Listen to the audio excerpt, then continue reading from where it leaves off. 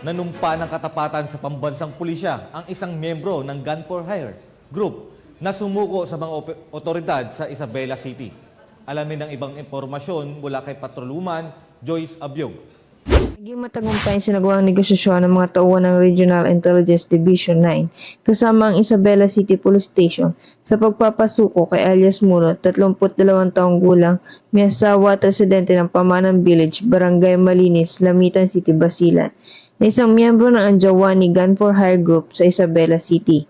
Ang naturang sumuko ay nanumpa ng kanyang katapatan, agad naman itong pinakawalan. Patunay lamang ng Pambansang Pulisya ng Pilipinas ay hindi titigil sa kanilang sinumpaan na gawing tahimik at ligtas ang kanilang nasasakupan para maisakatuparan ang layunin ng umunlad na bagong Pilipinas. Mula rito sa Zamboanga Peninsula, ako ang inyong PNN correspondent, Patrolwoman Joyce Abiog, alagad ng batas, tagataguyod ng Balitang Pulis. Maraming salamat, Patrolwoman Abiog.